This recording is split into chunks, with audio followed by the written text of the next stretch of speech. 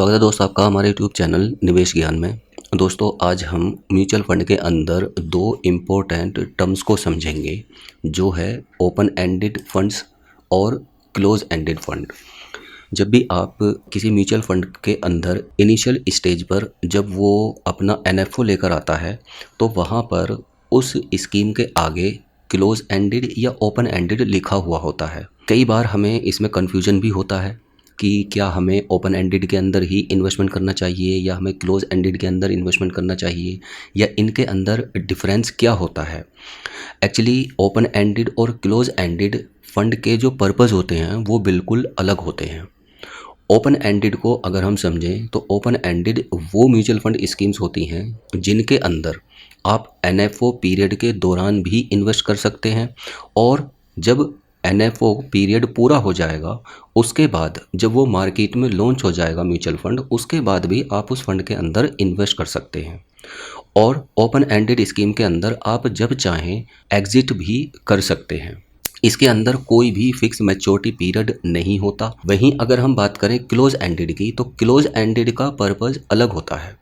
Close ended fix maturity वाले mutual fund होते हैं। 3 से 5 साल का नॉर्मली इनका पीरियड होता है, जो मैच्योरिटी पीरियड है, और इसमें आप एग्जिट सिर्फ और सिर्फ मैच्योरिटी पर ही ले सकते हैं। हालांकि सेबी ने एक रूल बनाया हुआ है कि जैसे ही कोई क्लोज एंडेड म्यूचुअल फंड का एनएफओ पीरियड पूरा होता है तो उस म्यूचुअल फंड को स्टॉक एक्सचेंज पर भी लिस्ट करना होता है। वहाँ पर आप उस क्लोज एंडेड फंड से निकल सकते हैं या एग्जिट हो सकते हैं, लेकिन वहाँ पर लिक्विडिटी की काफ़ी कमी होती है। ओपन एंडेड के अंदर लिक्विडिटी काफ़ी होती है, यानी आप जब चाहें उस फंड से बाहर निकल सकते हैं। लेकिन क्लोज एंडेड के अंदर ज़रूरी नहीं है कि आप जिस एनएवी पर म्यूचुअल फंड के अंदर जो प्राइस होता है किसी भी एक यूनिट का, वो एनएवी यानी कि नेट एसेट वैल्यू होता है। तो जो उसकी net asset value currently market में चल रही है, या आप जिस एनएवी पर अपना म्यूचुअल फंड सेल करना चाह रहे हैं उस पर अगर बायर अवेलेबल नहीं है तो फिर आपका वो म्यूचुअल फंड आप कम प्राइस पर यानी कि कम एनएवी पर आपको सेल करना पड़ेगा। तो क्लोज एंडेड फंड के अंदर आपको लिक्विडिटी की काफ़ी कमी दिखाई देगी। क्लोज एंडेड फंड के अंदर हमें तभी इन्वेस्टमेंट करना चाहिए जब हम एक फ़िक्स मैच्योरिटी की स्कीम के अंदर पैसा इन्वेस्ट करना चाहते हैं।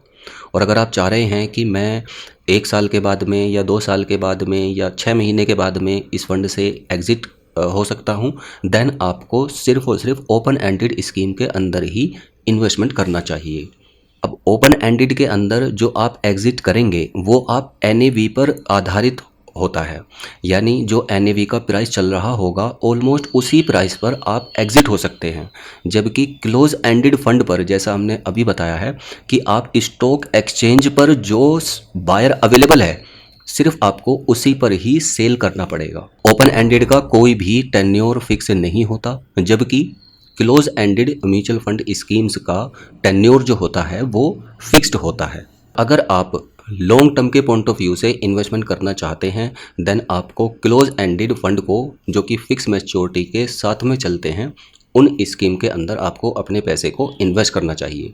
अब अगर किसी व्यक्ति को पता नहीं है कि क्लोज एंडेड फंड का मतलब क्या होता है और उसका पर्पज़ ये है कि मैं 1 साल के बाद में या जैसे ही मुझे इसके अंदर प्रॉफिट आता हुआ दिखाई देगा तो मैं एग्जिट हो जाऊंगा, और उन्होंने क्लोज एंडेड फंड के अंदर इन्वेस्ट कर दिया है, तो कहीं ना कहीं वो ट्रैप हो जाएंगे इस चीज़ में, और हो सकता है कि वो प्रॉफिट ना ले सकें जो एक्चुअल में मार्केट पर एनएवी चल रही है। आई होप आपको ये कॉन्सेप्ट क्लियर हुआ होगा। इससे रेलेवेंट अगर आपका कोई क्वेश्चन है या क्वेरी है तो आप नीचे कमेंट करके पूछ सकते हैं, मैं उसका जवाब आपको ज़रूर दूंगा। धन्यवाद।